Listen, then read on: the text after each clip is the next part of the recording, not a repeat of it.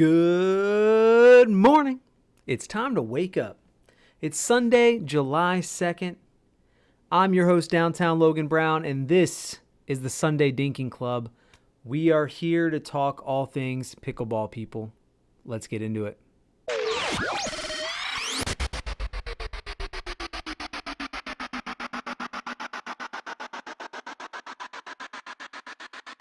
All right, folks. Although we've had a little bit of a lull in pro pickleball over the last week or so, we just came off of the MLP Super Finals. And we'll talk about more MLP in a little bit, but just so everybody knows, we basically just ended part one of the 2023 season. So we have part two all the way to go. I'm going to talk more about that, but basically end of June, start of July has been a little bit of a lull in pro pickleball. Right now, we've got the APP Tour kicking off in Newport Beach. So the championships are today, which is super exciting. And you can catch that on ESPN Plus starting at 1 p.m. Eastern. And then 2 weeks from now, we're going to be kicking off Denver for PPA. Then we go to Seattle, which is a lot of fun. I think a lot of pro players are taking off of Denver. It sounds like everybody kind of wanted, kind of a solid month off. So I think like your stars, we'll confirm this next week when we finish up the podcast then, but it sounds like some of your big stars are taking off. They don't need the money. They want to be with their family, yada, yada. But this means that some of the guys on the come up and gals can go to Denver and maybe win some money. Am I right? So let's get into pickleball. What's happening this week? There's actually a lot of interesting and fun things happening that I'm excited to share with you guys. So let's start off with the PPA, then we'll get into the MLP. So the PPA just launched or announced kind of like their breakout stars of the first half of the season. So breakout stars for them is essentially players who earned their first ever PPA medal this year in 2023. And if you've been following pickleball for a while, it's actually kind of funny because these folks who I'm about to mention are truly stars in the PPA right now. But they weren't as of last year. Some names that you might recognize. Let's flip through here. Christian Alshon beat Ben Johns this year. Connor Garnett won a singles championship this year. Colin Schick, this guy is a med student at UNC, Chapel Hill, and is a pro pickleball player. It's amazing. Also, I believe he beat Ben Johns this year in singles. Brendan Long, everyone kind of remembers the exciting match with Tyson McGuffin where Brendan Long and Tyson won doubles, men's doubles. I believe that was Utah. Awesome. Guy's great. Jack Sock needs no mention, but Jack Sock took gold with Annalie Waters in mixed doubles in Charlotte. Then we have Jake Kuzmiter. Jake is down in Charleston. I'm in Greenville, South Carolina. I thought I had met Jake. Funny story. He has a twin brother. So I walked up to what I thought was Jake at the Charlotte PPA event, and I was actually talking to his brother. Both are cool guys. But I think everybody knows Jake now as the guy who threw up on the court in Atlanta after he chugged a beer. If you haven't seen that video, go search it. It's hilarious. It's definitely on Memes of Pickleball, definitely on Tropical, which is Trop Pickle on Instagram. It's pretty funny. Actually, an amazing player, and he had like a really big run at Charlotte. Yeah, and then in Atlanta, he decided he was going to chug a beer after one of his matches, trying to be like Tyson McGuffin. Didn't work out so well for him, but a really great guy. Pablo Tellez, if you don't know who this guy is, got to go look him up. I'm sure you've seen him. He's actually been in Championship Sunday, or at least the semifinals, so of doubles, and a great singles player. Likely going to be a premier level player. I'll tell you more about my draft predictions shortly, but Pablo Tellez on the list. And, this guy. So I want to make sure I say his name right, but I'm probably going to get it wrong. Like Juan Martinez Vic. I'm hoping I got that right. Not sure if I did, but he was the one who broke out in Texas and went all the way to the championship in singles, and no one had heard of him. He went through his post-match, post-game interview and just said he is a former tennis player, lives in Hawaii, plays pickleball all the time, really loves it, but has not played a ton. And he came out swinging, guns a-blazing. Did really well in Texas. Unfortunately, the next tournament, I believe he lost in the very first round to Julian Arnold. Unfortunate, but these things happen. Hopefully he bounces back, but big props to that guy. On the women's side, let me rattle off a couple of names. Mary Bracia, she was just on the podcast with James Ignatowicz. Go check that out. She's great. Has a sister as well she plays with. They're former tennis players, great players. Yana Grichkina, go check her out. She's actually in person. I saw her, didn't really meet her. She's like 5'2", really tiny girl, brings a lot of power to the game. Seems like a really cool chick too, but she was in Charlotte, crushing it, and she's the first-time medalist this year. And then Lacey Schneemann. If you don't know who Lacey Schneemann is, she recently just quit her job, so go check out her Instagram. She just announced that she has gone full-time pickleball, but Lacey is like an engineer or something, like an aerospace engineer, something insane. Super smart gal, lives in California. I think she was working in Silicon Valley or something. You have to learn more about her. Go do the research. I'm just saying, amazing pickleballer, smart brain, first-time medalist this year, and is now full-time pickleball. Congrats, Lacey. And for everybody who's a first-time champion, or at least a medalist this year, I'm excited to see like who comes out of the woodwork coming into the back half of the season and into 2024. Sport's growing like crazy. All right, let's kick off discussions about Major League Pickleball. I've mentioned it a few times. I will start off by saying if you're not watching Major League Pickleball, please do.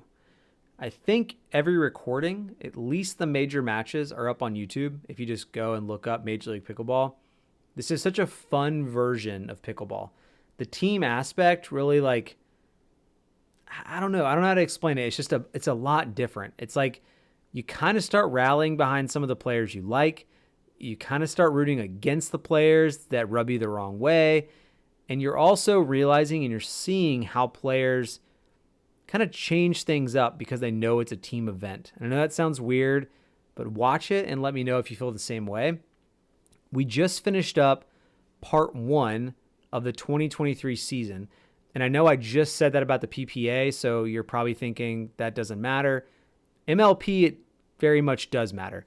There's a lot of changes happening right now. Major League Pickleball is very new, fairly new. And what's happening right now is that we originally, so in 2022, December of 2022, we drafted, Major League Pickleball drafted and decided kind of randomly amongst all the teams that they have, who was going to be premier level and challenger level for the first half of the season. So premier level and challenger level is just very similar to soccer, where premier is the top level and challenger is the bottom. All that means is that the premier level is drafting like the first 48 players. So the very best of the best are going into premier, and then challenger level gets to choose every player available not drafted in premier. But to make things fair, because the very first version, the first half of the season, was chosen arbitrarily. So now any team that was in the premier level is flopping over to challenger, and any team that was formerly challenger is moving over to premier. However, here are some things you need to keep in mind. First, the points per team stick with them throughout 2023. So whatever points they got in challenger level, premier level, that's staying with them as they move. A good example here is that Bay Area Breakers were like the top challenger level team. They had Christian Alshon. That team is moving, the Bay Area Breakers is moving to premier. They will keep their points, and they will keep building points throughout the season. Now, the fun caveat. Teams and the owners stay the same. The players do not. We are going even keel.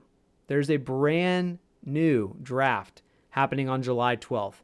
So that is not this coming up week, but the following week in New York City, we are drafting from scratch. The Major League Pickleball has already done the, randomization of choosing who's going to draft. This is very similar to what NBA does. They're, rolling the dice and saying, great, this team is picking first. And typically in the NBA, this happens because you're the lowest level team. This is not the case here. This is very much right now randomized. So Now for the Premier level, the Chicago Slice is getting the first pick, and the St. Louis Shock is getting the first pick on the Challenger level. So in the newsletter, you'll see a bunch of mock drafts that I put in there. I'll pop a couple of ideas into your head about where this could go, and I'll give you some ideas what's in my head about where this will go. Last year, it's worth noting, in 2022, that Anna Leigh Waters was the number one pick. In most of the mock drafts that I've seen, she is not the number one pick this year. Ben Johns, across all the options for the mock drafts that Pickle Juice put out, and Pickle Juice is put on by a couple of folks who are pretty big Twitter pickleball nerds. So I trust them. I have some of my own thoughts specifically here, but Ben Johns is number one. Not surprising. Major League Pickleball is very much a doubles game, and Ben Johns pretty much wins almost everything in doubles, men's and mixed. And then Riley Newman is coming in as like the second pick. And Riley Newman, as you all know, we'll get to some more about him later. Riley Newman is pretty much like the follow-up. He is second place almost all the time against Ben Johns and Colin Johns. And Anna Leigh Waters is coming in the ranking around third or fourth pick. And J.W. Johnson seems to be kind of intermittent there. So he's interchangeable, rather. J.W. Johnson at 3, Anna Leigh at 4. Anna Leigh at 3, J.W. Johnson at 4. And then we have, so like on the women's side, we have Catherine Parento, Anna Bright, and a newcomer to Major League Pickleball. She's thrown her name in the draft. She's not a newcomer to pickleball at all. She crushes it. She's like the big face of APP, but Paris Todd. So Paris Todd is jumping in Major League Pickleball. I definitely think she'll be a top 10 pick. She's fantastic. And in general, there's less female players than male players to pick from. So I think that the teams will be advantageous to pick up the best women, honestly. There's, of course, like 5-6 men that are really, really great that you may just want to be anchors to the team. But the females will, I think, be the standouts and really make the difference this year. So let's go through a couple of things that I think will happen. As I just mentioned, challenger level teams become premier. So don't really focus too much on that right now because everything's still even keel where every team has no players, 0 players. So now they're going to all have to draft again. So anyone who was in the challenger level can now be drafted into premier. It just means they're a top 48 player. So what I think is going to happen is that on the men's side, Christian Alshon, Bay Area Breakers, I'm fairly positive moves into premier level. Here's my sleeper pick that actually is on the list of potentials, but my reason for him is a little different than others. I say Sam Querrey goes premier level, not so much for his skill, but a bit more about his marketability. Right? There's t-shirts on Instagram, if you haven't seen this yet, it's like Sam Querrey to premier level, and even the players who don't like him are all over social media giving him shit. To me, all marketing, all publicity is great publicity. I think drafting a Sam Querrey will bring eyeballs and maybe even fans to your team. And I think it's a smart move to bring him into your team. Even if it's like the 4th round pick for Premier, I think that's the way to go. Other men that could probably jump in, I think Pablo Tejas is probably my number 3. But Pablo is very much a great singles player and a fairly successful going to quarters and semis normally in the PPA and doubles.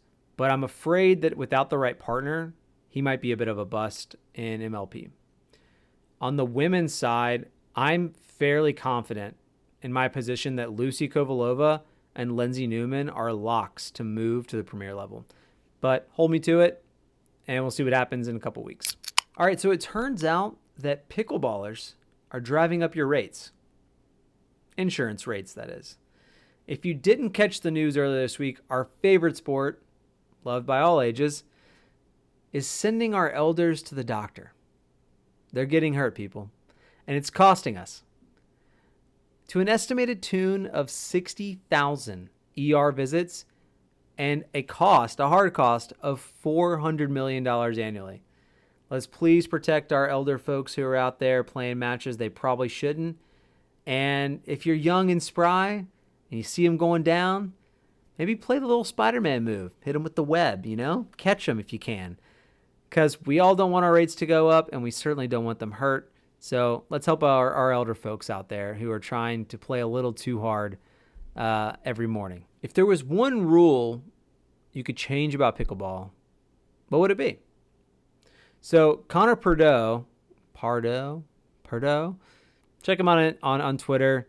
Seems like a great guy. He's like the founder of PPA, maybe the president. I believe they sold PPA, but he's still involved. He's been all over Twitter recently. We'll talk about something else in a minute. But Connor took to Twitter asking about a rule, like what rule change would you want to see? Had pretty decent engagement. And of course, like you saw some random things that I don't think will ever happen. But a few things that popped up and got some engagement were about court dimensions. I'm not sure how I feel about it yet, but even me, my brother, my dad, just friends on the court have talked about this. In doubles, would it make sense, just specifically in the pros, we don't need to change all of our courts at all of our public courts for amateurs, but in the pros, would it make sense to add double alleys to extend the court a little bit? And singles, this is actually not from me, I'm just stating what was on Twitter. There were other ideas about changing the court size specifically for singles. If you've ever watched like a Tyson McGuffin match, I think him, because mainly he likes to do a lot of passing, really harsh angles. Would singles be more fun to watch if you were able to bring singles to the kitchen and make it more of a hands battle at the kitchen more than just like these really long, wide angles that players can't return?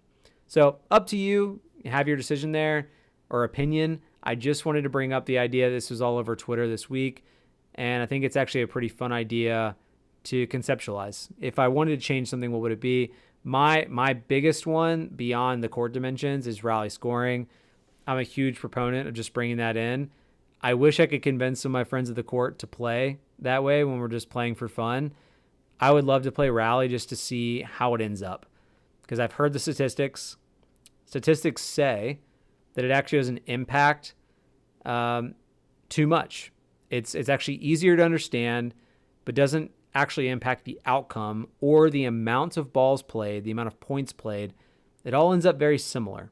But I think it's way, way easier to say I'm on defense and I can score a point rather than being on offense and only score a point on offense. So that's interesting. I'd love to try it out, but that's what kind of came of that. The other part that Connor brought up this week, and he's kind of been teasing it for weeks and weeks, I put it in last week's newsletter. It looks like a pickleball video game is in fact coming. I'm not sure if it's just going to be like a web game for your computer or if they're actually going to work with someone like EA Sports. Specifically, they could go the route of working with Sony and PlayStation or Microsoft and Xbox. I'm not really sure what direction they're taking it. But Connor asked Twitter, who deserves to be on the cover of the pickleball video game? I from a business perspective, there's no chance that Ben Johns and Annalie Waters are not donning the cover of that video game. But if you are not following memes of pickleball on Instagram, it is the single funniest Instagram account against pickleball, for pickleball too, that you can follow. Absolutely amazing.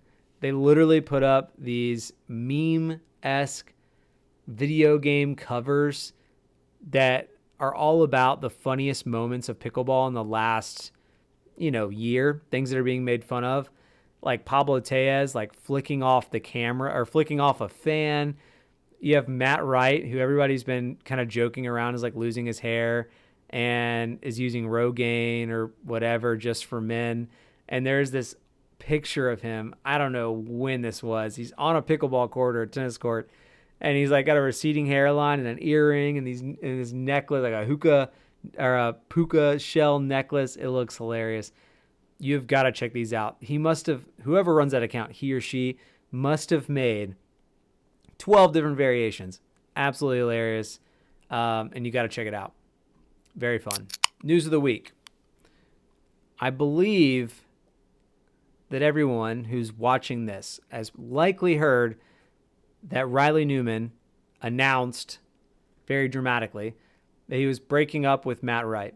I think it was actually probably a mutual thing, but Matt is not like a big social media guy. He's a lawyer by trade. I don't really think he messes with this stuff or cares, but Riley is very into social media, very public.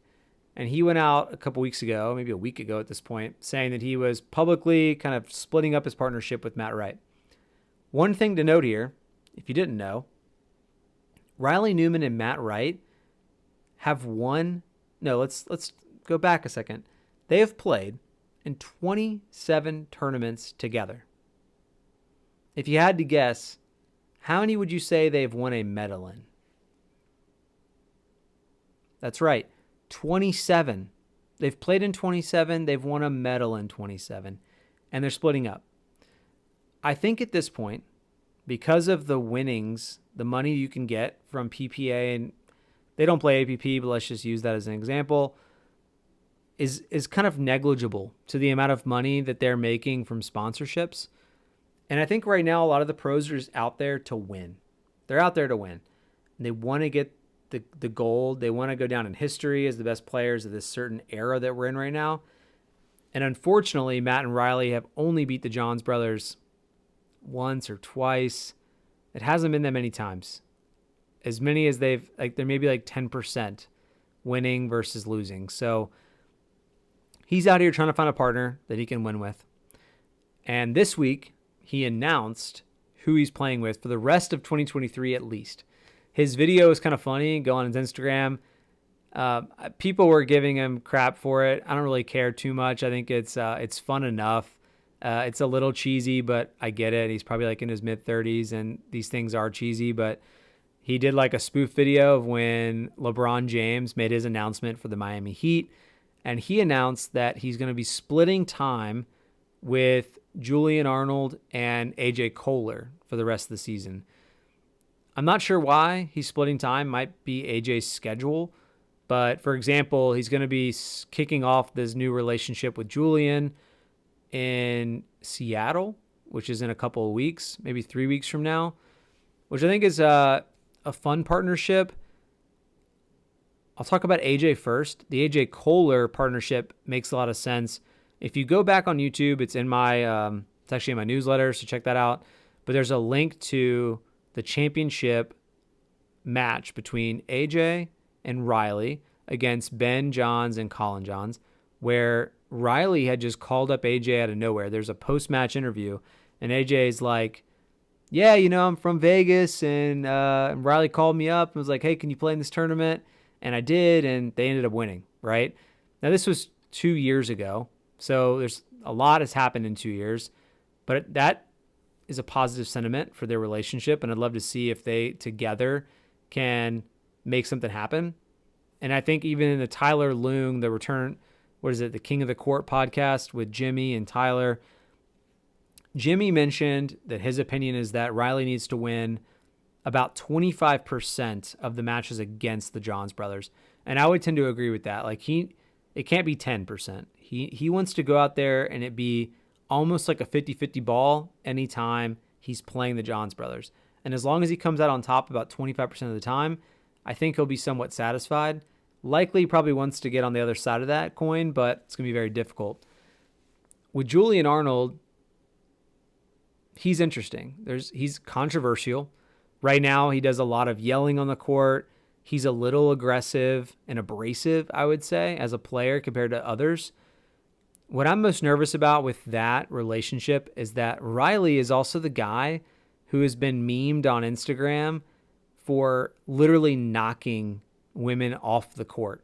He is one of those guys who will go left and right and middle and literally take his partner out of the game altogether and try to take over the point. In my opinion, Julian's a little too alpha male for that to fly. I'm nervous that neither of them are really going to know their role. Well, they're going to know what they want their role to be. But together, I'm not sure what's going to happen. And I'm afraid it's going to create turmoil and likely not end well for them. So I'm bullish on the Riley and AJ matchup or partnership. Not very bullish on the Julian and Riley partnership. But we'll find out in Seattle what comes of this. All right, so I'm going to leave you with this. I'm really into pickleball tech and pickleball paddle reviews. I watch just about everything online. So I thought that I just would at least let you guys know like what's worth watching these days and what's going on in the paddle world. So if you're not already, make sure you're watching. These are my favorite channels right now. The ones that I'm like gravitating towards: Pickleball Effect, Pickleball Studio, Pickleball Will, the podcast world. I'm really into Pickle Pod. That's by the Dink. I'm really into the King of the Court, which Tyler Leung and Jimmy are doing. The great thing about that one is that they are seriously, well, Jimmy specifically, is very, very open to just talking about things that no other players will. It's kind of wild, the tea he'll spill on there. He may even potentially be becoming a GM of a MLP team, so maybe he'll, hopefully not, but maybe he'll have to like kind of settle down on some of the gossip. But that's one of my favorite parts about their podcast. There's a podcast that's also going through the kitchen, or maybe it's the Dink too, with Rob Nunnery and Adam Stone, and that one's really good. It's probably like my tertiary one. I think also watch James Ignatowicz when he has a good guest. That one's good. So follow those folks, and then with like Pickleball Studio and Pickleball Will and even Pickleball Effect, I really, really trust some of the things they say about paddles that they're testing, mainly because they don't have any skin in the game. Pickleball Will has recently been contracted by Selkirk, but I still think he's a very genuine individual. So I think he'll still give us his genuine thoughts on paddles. Maybe he'll just kind of exclude Selkirk for now from his list of paddles he's accepting to do reviews on. But I think he does a very genuine job of giving us his paddle reviews. And so right now, some of the ones I've been hearing a lot about and good things about, I just picked up the Bread and Butter Filth. So I'm going to probably, this is the first time I've done this, but I'll probably actually do a review. I've been playing with the Carbon for a year, and then I picked up the 1X, and then I picked up the Filth.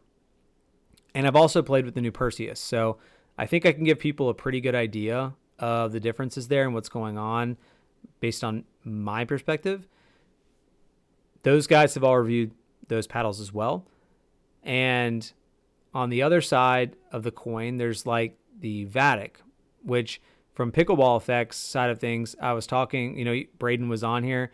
He says this Vatic Prism Pro is actually a super solid paddle. It's not thermoform, but it's got the foam injected walls for $89 with a discount. He's like, you can't beat it. He's like, I'm super surprised they're even selling it for that cheap. So if you're looking for a budget paddle that still performs well, which when I say perform well, I'm pretty sure it performs just as well as the Yola Hyperion. So give that a look. And then Selkirk just launched their new 005 and 006.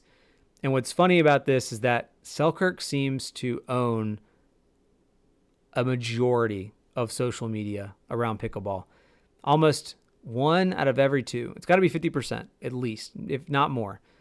50% of pickleball videos I see are featuring a Selkirk-sponsored athlete of sorts, which is great for them. I'm on the marketing side of the world too, and I love that for them, but things can feel a little bit jaded as far as like, is this a real review or what? And funny enough, Chris Olson from Pickleball Studio was pretty underwhelmed by both paddles. The 005, it seemed like he really just didn't like the feel of it and just didn't feel like it was that much of a difference from the Power Air, as an example. And the 006, it sounded like he liked it. The problem was that it was $333. So I feel like his opinion there, if I'm paraphrasing, was just there are so many paddles for $100 or $150 less than this that are just as great. And this $158 extra for the Selkirk 006 is not going to drastically change your game. So interesting stuff there from those folks, but make sure you're following those channels if you're interested in just like nerding out on pickleball. If you're watching me at this point, I would imagine you're really into this nerdy stuff. So follow all those accounts on YouTube, and you'll be able to follow along with everything I'm doing. Oh, and maybe the Tennis Sucks podcast. I like them too. So Yeah, that's the two folks. I mean, Travis Rettenmeyer, who everybody probably knows, is a pro, but and then DeMarco, last name's DeMarco, James DeMarco. I'm so sorry if I'm messing that up. But he's also the co-owner of the Florida Smash, the MLP team. So those two do a good job, and I really like their format. They like literally do it on the side of a court at one of their public courts in Florida, and it feels very raw and cool to me. So check them out too. Any chance? It's Sunday. Listen, APP is on today. If you haven't watched APP, go watch. There's some amazing players there, and also some folks that will likely be drafted into MLP. So it gives you kind of a leg up on keeping up with some of the better players that could be moving into Major League Pickleball. And there's been recently some more rollover into PPA. So go check that out today, 1 p.m. Eastern time. The PPA will be back in a week and a half or 2 weeks from now, so 2 Thursdays. And then it's going to be rolling through. MLP doesn't come back till September. So take advantage of APP and PPA while it's on. It's a really good time. So hopefully I'll check you guys on the court. And till next time, hit me back with any feedback. Would love to hear from you. Take care.